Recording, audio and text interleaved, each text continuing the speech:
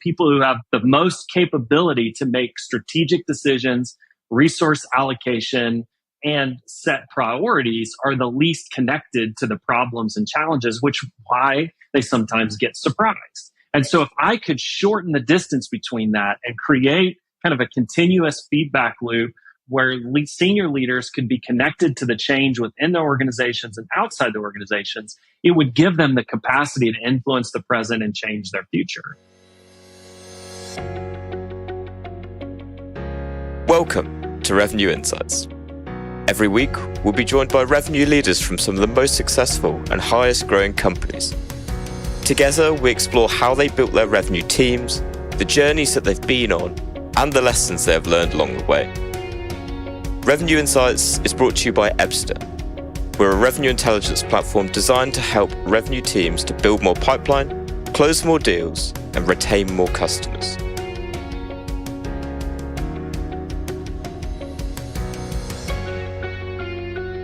Hello there. You are listening to Revenue Insights. I'm joined today by Ben Stroup.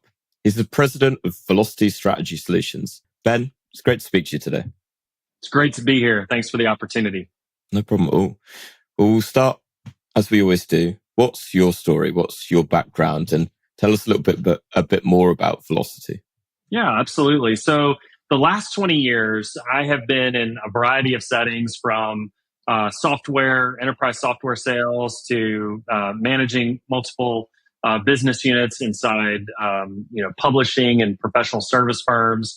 I've started and sold a business. I've been part of a global nonprofit, and I've also helped a large consultancy expand on some growth initiatives and that. And through all of that kind of twist and turn, I found a kind of a common thread, if you will, is that I always ended up being the person that got the problem, got assigned the problem no one else wanted, or the challenge that no one else thought could be overcome, or the obstacle that everyone thought I would fail at. And I always found a way to be successful. And so what I like to say is that I've never lived in a normal context. So all of a sudden, when we showed up in March of 2020 and things kind of got turned upside down, that was kind of business as usual for me, because I was always tinkering inside organizations from, $25 million to $600 million a year or more in revenue. And I was always in parts of those organizations that were in disruption and turmoil. And so I've always found a way to help them be successful, turn that around, and create new opportunities for growth and particularly profitable revenue. And so as I kind of thought through this going into 2017, 2018, kind of feeling ready for a new venture, I started to think about, wow, I've had the privilege of working with some great leaders who gave me opportunities to do things that I really wasn't qualified to do simply because no one else wanted to do them. And by taking them on, it created a challenge and an opportunity for me to step into kind of the world of possibilities and create a preferred future that was really meaningful both to the leader and to the organization. And I thought, as I'm observing what's happening in the marketplace, change is happening outside the organization faster than what change is happening inside the organization. And the larger you are, the more removed the leadership is from that disruption because of just all of the permission systems within the organization that insulate leaders. So people who have the most capability to make strategic decisions, resource allocation, and set priorities are the least connected to the problems and challenges, which is why they sometimes get surprised. And so if I could shorten the distance between that and create kind of a continuous feedback loop where senior leaders could be connected to the change within their organizations and outside their organizations, it would give them the capacity to influence the present and change their future. And that was really the basis of Velocity. When you think about 2018, we're in high growth cycle, right? And so when I launched in 2019, this was about how do we capitalize on the growth that's here. So you've got an existing revenue line that you want to accelerate. You've got something that's accelerating and you want to build that operational architecture in order to sustain and support that. And originally the business plan was to start in March of 2020. I mean, the consequence of small decisions, right? So by starting a year earlier, I had a runway And what was wild was that COVID actually increased demand for what we were trying to do, because people were looking for a method and a process by which they could bridge between now and next. And so it has been an unbelievable journey for nearly 4 years now, where we've worked with a number of organizations and leaders that of varying shapes and sizes and varying industries and verticals, but they all have a common kind of experience. What they're doing today, they're doing the best they know how to do and are getting similar to declining results. In other words, their operational costs are increasing in order to maintain or perhaps to even offset a decline. How can we come in and establish kind of root cause and bring data into that equation so that we have an objective view of what the problem is? How can we identify what that opportunity is for the future and define what success is around it? And then how do we in fact create interdependent and interdisciplinary teams infused inside a culture of learning that allows for constant and continuous adaptation and growth until you have enough of a formula to integrate back into core operations. So we like to describe ourselves as bringing kind of the operational framework to the strategy table so that you can actually turn your why into reality. And we think that now has never been a more important time to reimagine what next gen operations might look like, particularly for those who are trying to create strategies around realities and assumptions that may have never been true before, at least are very different than how they've been understood and practiced and managed in the past. You paint a really beautiful picture of the work that you guys do, and I certainly found a lot of similarities with revenue operations as a function as a whole, right? Yeah. I think there's so many different areas that we could go into with that, but I'd like to start with your approach to it. So from looking through your LinkedIn before, I know you kind of describe yourself as a disruptor. On this podcast, we've spoken to loads of revenue operations leaders, and I've done enough of the episodes now where I can start to see the common threads and the trends. So firstly, what is your approach, to going into a business? And, you talked a lot about identifying what the root causes are. So could you kind of give a simplified version of what that looks like, and then how you approach, ultimately transforming the business at that point? Absolutely. When I think about disruption, particularly what the kind of the fire we bring back to the community, if you will, it's really about approaching problems with a much more holistic perspective. We've got to bring everybody to the table. I mean, pre-pandemic, you would have a strategic offsite. Leadership would go away to a really cool place. They'd have a lot of fun. They'd come up with some great ideas. They'd come back to the organization, and the operations team would literally just say, "What were you thinking?" And what happened is we didn't bring the right people to the table so that we could fully flesh out what was possible or how it could be possible. And I think this is part of what we have to learn how to do, is that it's not one person or one function that solves the problem. We have to bring a 360-degree view to that particular challenge. A great example of this is how MD Anderson, I'm from Houston, I grew up in Houston, how MD Anderson surrounds itself with patients. Rather than looking with one patient through the eye of one specialty, the doctors form a 360-degree view around that patient. They're sharing information with each other. They are talking and collaborating together, and they're finding that their insights are an equal part, or at least contributed by, everyone's perspective. Well, we have to think about that and how we manage through where we are now, because what happened during the pandemic it didn't create something, it revealed what was already true.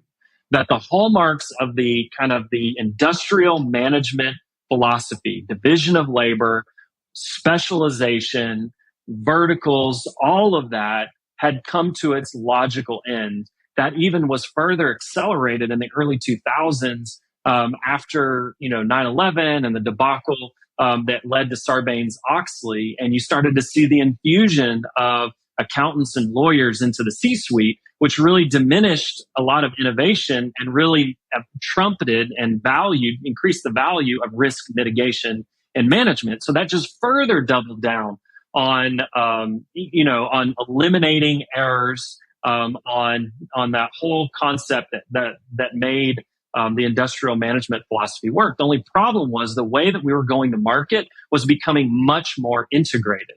And particularly in the RevOps space, we started to see the move from chief sales officer and chief marketing officer to chief growth officer or chief revenue officer. And we started to see leadership teams experiment with that. Well, all of a sudden, when the pandemic hit, we realized that not one person had all of the answers. We needed each other to have the answers. So we've actually developed a 4-part framework that helps us help organizations make that transition.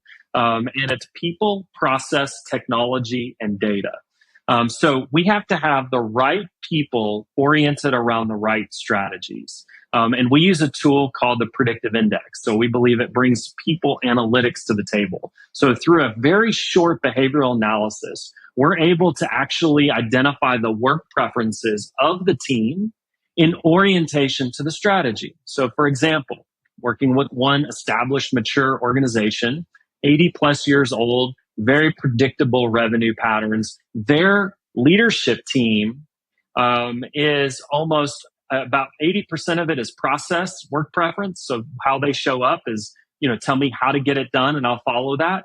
And then the other 20% is in the results category. I'm going to continue to do what I always have done until the new method is proven, right? These are most of your salespeople too. This is why it's so hard to get salespeople to sell something brand new, is because until you prove it, I'm not going to change anything. Well, guess what? Why do you think the board is unhappy with their progress against innovation and new revenue? Because they don't have the right team. They've got to actually disrupt the team dynamics so that it's more probable that you're actually going to achieve that. And we believe that's a completely undervalued assessment in today's leadership climate. Is not just do we understand each other through Myers-Briggs or DISC or other things, which tend to be more kind of like really nice exercises about getting to know each other. But it's really not understanding how do we increase our capacity to have a 360-degree view around the challenge. Then once we have that settled, then we got to decide how that team works together. Technically we call that standard operating procedures and service line agreements. But basically I like to use the word permission systems. These are generally accepted ways in which we choose to work together. So how do we understand what we need from each other? And how do we understand how our work contributes to another person's success? So it's not just what do I have to do, but how is my success going to help somebody else be successful? And that's really how you begin to define the process. And because we're doing things in new ways, old processes don't fit, or they're too inflexible in order to really be effective in this new world. Or it's been kind of kept and passed along through oral tradition. And there's really no understanding. If you remember the beginning of Fiddler on the Roof, Tevye asked the question, why do we do these things this way? I don't know. Tradition. And that is how many of our teams are working together. We don't know why they do it. We just know this is how it's done. And this is what we inherited, and this is what we're going to preserve. And so understanding the right teams around the right strategies, working together in the right ways, then helps us prescribe how we use technology.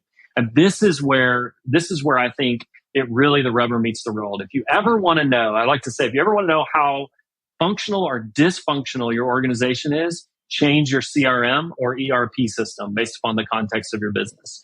And you will discover just how non-functional it is. Every time we've guided an implementation into an ERP or a CRM system, it surfaces the painful corners of the organization that are keeping it from moving forward, things that we like to tuck under the rug, or things that are hard to see on a spreadsheet. But once we understand the right people and the right ways to work together, we use technology to institutionalize that. So we create a single technology spine that runs across the organization. This was the dream of the ERP in the transportation and manufacturing world, right? You have a single point that is connecting how the organization works together to achieve that particular outcome. By doing that well, you achieve two things that are important to the next step, which is the data part. You automate the collection and the structure of that data. The reason why companies have thrown so much money at data and it's proven to be invaluable is because the work hasn't been done around how it's collected, what the data dictionary is and the meaning is, how it's to be used, what actions it's to inspire, and what it means inside the context. So if we do that work and build that into the technology, we reduce the human effort in order to collect and structure the data, which means that we get quicker access to the data that we need.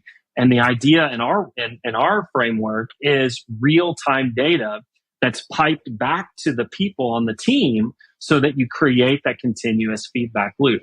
So people, process, technology, and data creates the energy you need to really fuel a culture of learning so that as you're moving forward into the unknown, you have the ability to adapt in 90-day increments in ways that are not just based on human perception, but are really challenged and validated by objective realities. And we believe that strength enables an organization to do things that it presently doesn't know how or doesn't believe is possible to do.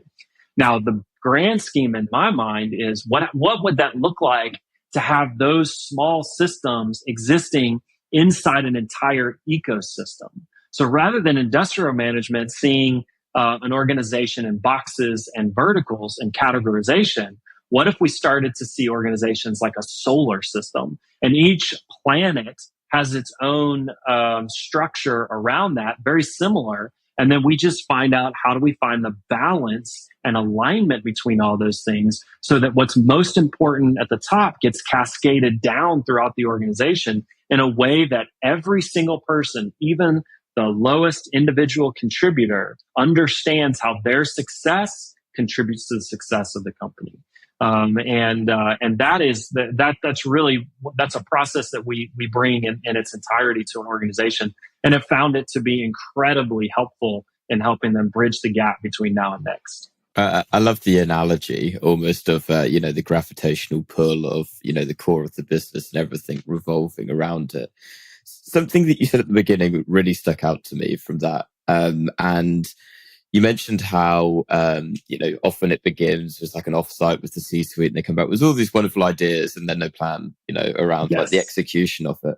So something that I've seen kind of being debated a bit is, for revenue operations or operations as a whole, do you believe it's a executive function or will be an executive function in, kind of the future? 100%. In fact, I think it's going to be everyone's responsibility. There will have to be, revenue operations is how, in fact, a company it is the best way to describe a go-to market strategy, right? Is the operational architecture that's the counterbalance. It's the engine of the car, if you will. And so without a doubt, it will be represented at the C-suite. But I think what it also represents is an opportunity to see revenue integrated into the larger, larger scheme of things. And what's also interesting is I think revenue is a lagging indicator. So I think what it really will afford organizations to do is to begin to create structure around leading indicators that actually gives us a much more quantifiable approach to building equity within our customer base. And I think that's where the magic is going to happen. And so what I think revenue operations is doing for us now inside organizations is helping demonstrate what it looks like for sales, marketing, and service to operate as one team on a single technology spine, operating from a single set of data that's allowing for more collaborative and interdependent conversations that are driving meaningful change. I think we can back that up from the actual transaction and start to see better forecasting tools by looking at leading indicators, which is an interesting thing that we're starting to do now, is build dashboards and kind of dynamic measurement analytical environments that look at the things that are contributing to the revenue operations, which is kind of building the other side of that conversation. So when you look at data graphs and how they're able to, in real time, be able to identify anomalies or changes in patterns, that begins to feed leadership both on what's happening, what's happening on the lagging indicator side, but then what's also happening on the leading indicator side. And when you can shorten the distance between those two things, we don't have to wait till 90 days is complete and then an analysis is done to understand if we were successful. We'll know every 24 hours whether or not we're on track or off track. And when you think about a time of persistent disruption, that is a superpower that a leader can have that it presently wasn't able to get access to. Something that really stood out there. So what are those? You mentioned about the factors underneath contributing to revenue. I'd love to hear a little bit more from your experience and, perhaps from some of those reports that you have been doing. What are the most common factors then are you finding that are actually contributing to the revenue number? So it obviously depends on, sectors and all that, but, and kind of what that is. What we like to start with is let's take, 5 or 10 really best clients and 5 or 10 ones that maybe were not as profitable or didn't work out.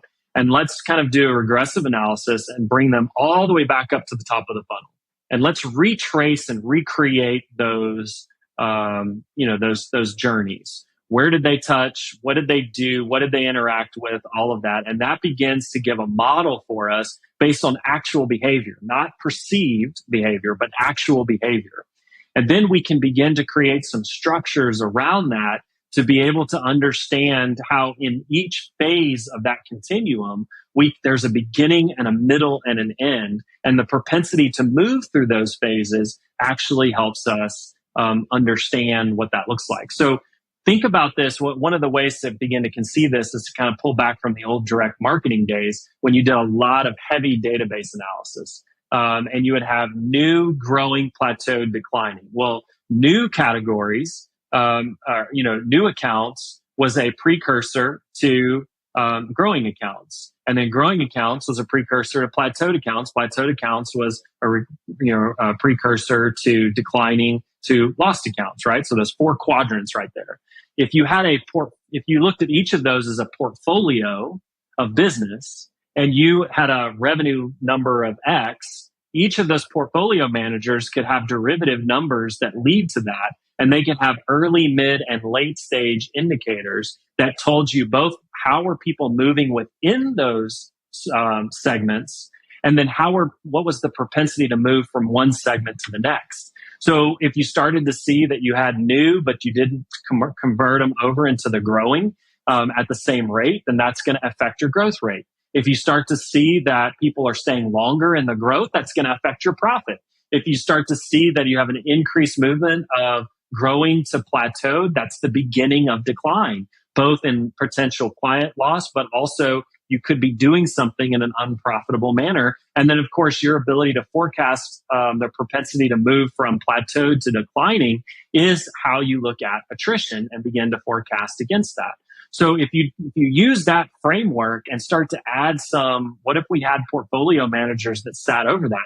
Those portfolio managers live above the tactics. We've too easily, in the RevOps world, just tried to take the practices of agencies and bring them into and drop them into a corporate space without appreciating the interconnectedness of that. So we have to have somebody that's creating meaning, that's sitting on top of all the tactics. So it's not, I need to look at a single email because a single email doesn't make a lot of sense. What we want to know is over a 30-day period, did this particular person or contact in this particular stage take steps that are descriptive and reflect that of the ideal client or customer that's going to be the most profitable and stay with us the longest or not. And that allows us to begin to learn and be in relationship. The customer is already telling us everything we need to know. We as companies have just been relatively deaf to what they're saying. What RevOps allows us to do is to create that listening platform that allows us to tune in and tune up our businesses so that we're actually delivering on the expectations and the assumptions the customer brings back to us. So a really great book that I read called The Age of Customer Equity. And I would highly recommend any RevOps leader, heck, any CEO, really read that book, because I think what it does is it begins to change our view of kind of lifetime value, which is, speaking of the direct marketing world, that's been the the ultimate the ultimate name of the game. How can we extract the most amount of revenue and the most profit out of every single client? Instead, I think the product becomes the product and services that we deliver today are a function of the current reality of the customer or client that we serve. And if we're in a dynamic relationship with that customer, they're going to tell us what products we need to sunset, what products we need to introduce, how we're going to innovate, how we can improve those products, all of that. And that creates a lifetime relational equity that can be incredibly valuable over time. Now, service-based businesses tend to do this really well, right? Think about law firms and CPA firms. They grow and adapt with their clients as their needs grow and adapt, and that creates long-term trust. Why can't we do that with products and services across the board? But we've been looking at risk mitigation and really trying to drive the highest value. And I'm not saying that those are bad things, but they cloud us because it reduces the customer and client to a transactional volume.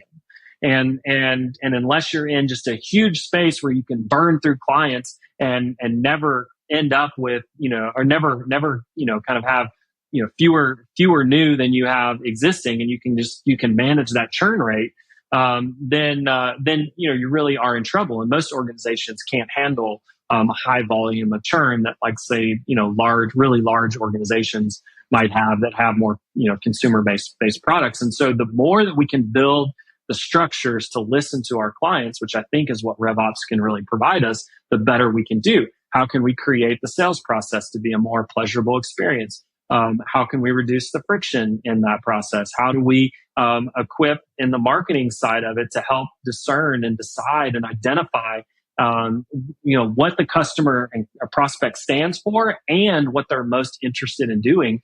How does that separate us from our personal preferences and helps us adapt and push into the areas that the prospect is already telling us that they want to? I mean, I think about, in the old days of enterprise software, you didn't put pricing on your page. Oh my gosh. I mean, that was the wrong thing to do, because you wanted to put call for enterprise. Well, today when I see call for enterprise pricing, I mean, that's like, I know exactly what that means. It's going to be a long, painful process where they're going to do this really broad. And all I want to know is, am I in the ballpark?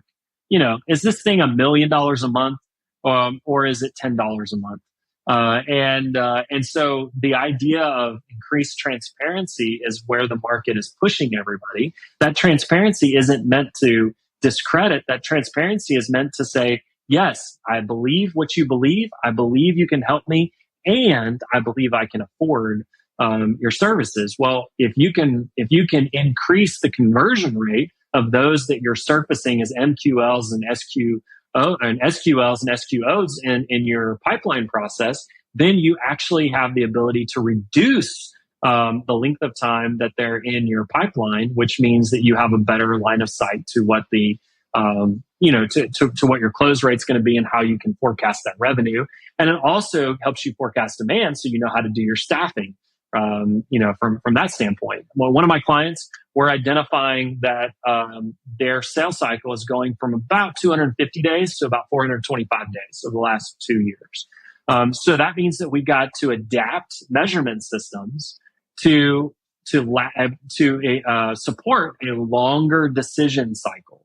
And I suspect that this is something that all organizations are doing. So the pace and cadence in which we try to move people through the pipeline has to adjust and adapt in that particular process. And so this is where I think RevOps can really lead the way, because it's got enough technology and enough data and enough experimentation, because it's not yet kind of been solidified and corporatized, if you will, my word, into this and squeezed all of the creativity out of it just yet by internal audit.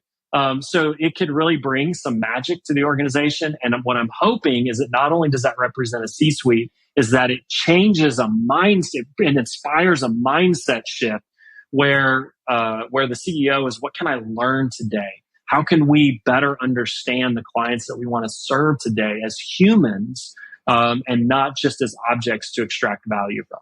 I really like the quote that you said there, almost as a RevOps as a way to listen to your customer. And so often what I find is, okay, great, I've got all of these insights. I know, I'm starting getting insight into what the factors are that are slowing down ultimately the deal velocity of deals that are in my pipeline. Often then the challenge is, well, how do I use that information? So, to that point, it's great being able to listen to it. But now that I've got this information, how do I now deploy this across my sales team? You might have one rep who's absolutely killing it. And it was like, this guy or gal, she's worked it out because she's doing X, Y, or Z. How do you then take that nugget of knowledge and then deploy it to everyone else? Particularly, going back to what you were saying earlier, I think ultimately a lot of people are very resistant to change, particularly for reps on the front line. You got to prove it to me first. Is that one nugget enough? So over to you. How do you kind of take that and actually deploy it to the businesses you're working with? We've got to start talking with each other, not at each other. When I was on the sales team, it was, gosh, if marketing could just provide better leads, I'd close more deals. When I started leading marketing departments, I was like, if sales would just, be better at closing deals, then we'd have more budget to work with to deliver what it is that they want to do. And I think the problem is that we have broken up the functions of marketing, sales, and service as a result of how we manage the costs within an organization. But that is not how someone outside the organization experiences the organization. So we have to reset. We have to think about those three functions as a single go-to market team. How can we learn from each other? And how can, through that, can we grow and can we set some objectives that could lead to some breakthrough realities? So marketing needs to hear from sales. What's working and what's not? What do they like and what do they not like? We just did this exercise with a client. And one of the interesting discoveries is that the long form content, white papers, that have been a huge part of their sales enablement toolbox is becoming less and less utilized. We're seeing less reads, less time on that. And so we started to experiment with diagrams. Same concept, same copy, same idea. We just literally created a visual version, whether it's a diagram or an infographic or what, all of a sudden through the roof again. People are sharing it inside the client side of it. And so that insight came from sales and marketing and service all sitting down and saying, how do we solve? What am I seeing and experiencing? How can we appreciate that and listen to that? And then how, in fact, do we learn and grow from that? And so I think that's a key part, is that we've got to start talking with each other and not at each other. And I think what RevOps does is it enables us to be able to talk about it in a way that's outside of personal perception. So instead of, well, the leads just aren't any good. Okay, well, let's look at that. Like, are we taking longer in certain stages of the deal pipeline? Are we not getting the same average contract value? Are we changing the mix of products? Are the people who are involved in the decision-making cycle? One particular client we learned with this exercise is that there were at least 2 more additional people for a total of 6 people on average involved in a buying cycle at the enterprise level. Well, you know what? More people, more time on the salesperson's part. That means potentially a shift in sales enablement. It means a shift in how we forecast what will close and when. It also means potentially a shift in playbooks. And then as we start to learn from each other, we have to translate that down into information that's helpful, because not everybody processes information the same way. So strategy people, innovation, agility, work preference types, man, we want to talk it out and then we're done. And we need kind of that operational architecture to say, okay, how do take that idea, that insight, turn it into a hypothesis, establish the basis of measurement, and then after a period of time of measurement, how do we take that learning and improve the hypothesis moving forward? Well, from an operational standpoint, a key element is when you start seeing the same thing again and again and again, you want to adapt and evolve your playbooks. So what happens is you get a quarterly, initiatives sent down through the VP of sales. We need playbooks. And so the sales manager says, fine, we'll create playbooks. Boom, done. But the playbook is a dynamic kind of ongoing document. That's the whole point of this, is that everything is in flux at all times. It's as good as it is with the information that we have. New information could, in fact, infuse new ideas and new possibilities into that mix. I think it also asks us something of sales leaders to be different. And I think that's something we've really seen in the last couple of years. Recognize that this isn't just an adversarial relationship between the salesperson and the sales manager, right? I mean, I remember some of my first sales experiences, you either find a way to be successful or you find another team to be on, right? I mean, that is just not a helpful environment for anyone. It doesn't mean that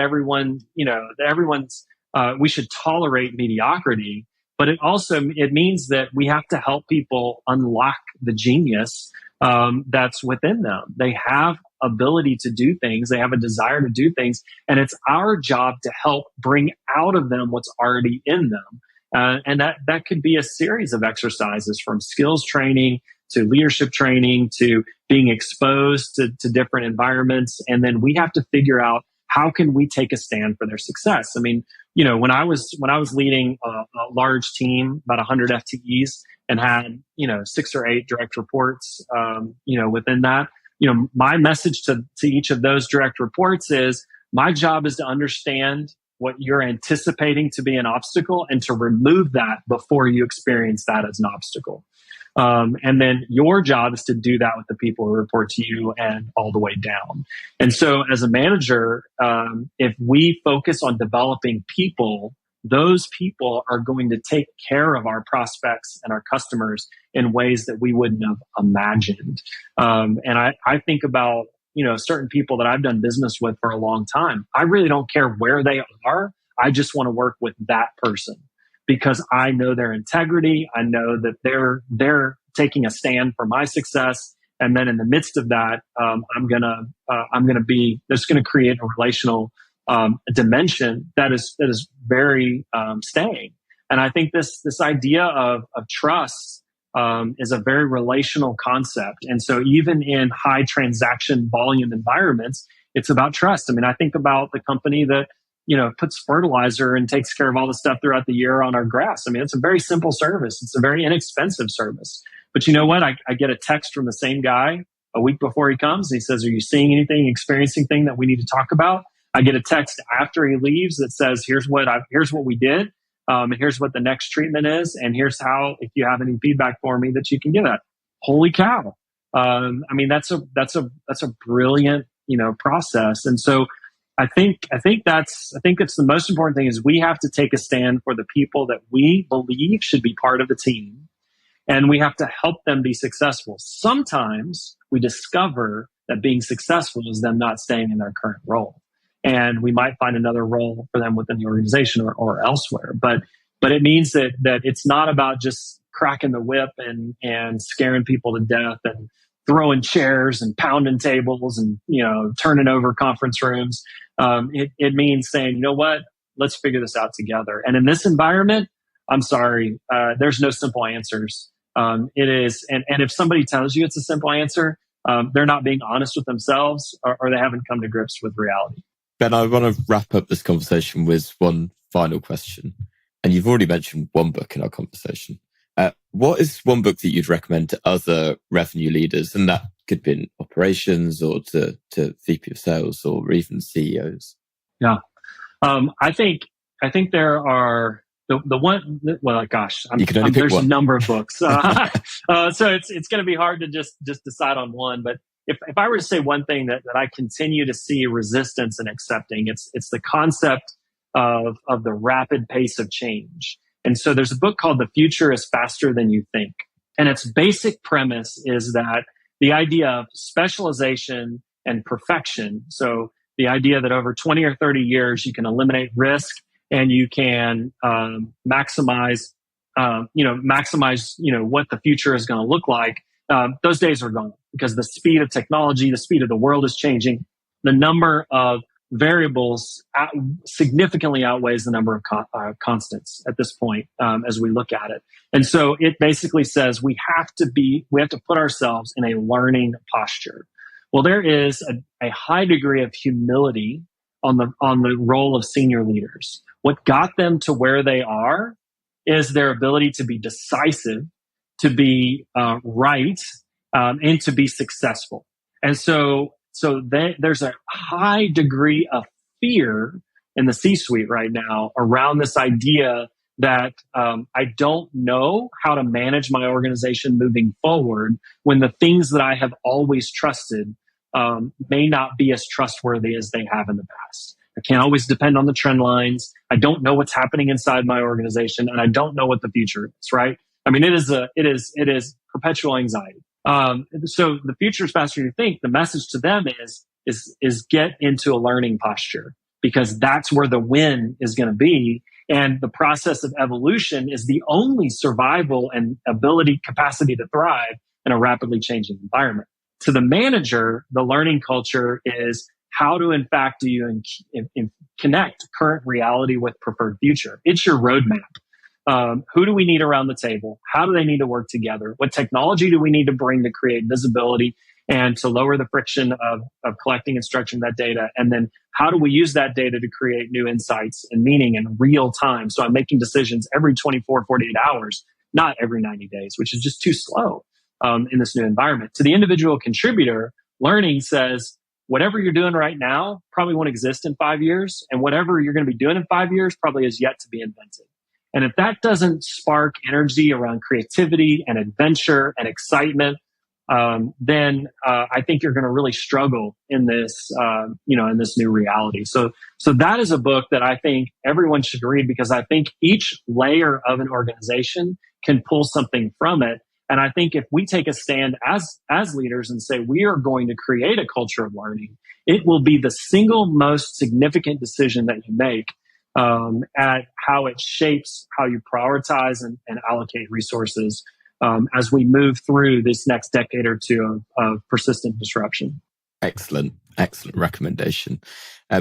Ben, to our listeners, if they want to learn a little bit more about you, to connect with you, where can they find you out there? Yeah, absolutely. So there's a couple of destinations. On the website, you can go to benstroup.com and you can see just a quick overview of a little bit more about me and my history and background in that. So learn about the work with Velocity. You can go to velocitystrategysolutions.com. And then the two places that I'm active on social media are Twitter and LinkedIn. And Twitter is at Ben_Stroup, STROUP, and then LinkedIn is just Ben Stroup. And you'll be able to find me there. If you want to get to that really easily, we'll include those links, as well as also your 2 book recommendations down in the show notes of this episode. Ben, it's been an absolute pleasure having you on. It's been great to talk through things with you. I feel like we could go on for significantly longer, but I'm gonna call it there. Thank you so much again, and to everyone that's listened to this episode, thank you very much. We'll see you next week. Thank you. I really appreciate the opportunity. Thanks for listening to Revenue Insights. If you want to learn more, subscribe to our newsletter, and we'll deliver every episode straight to your inbox. If you have any questions, feel free to connect with us on LinkedIn. Our links will be in the episode notes. See you next week.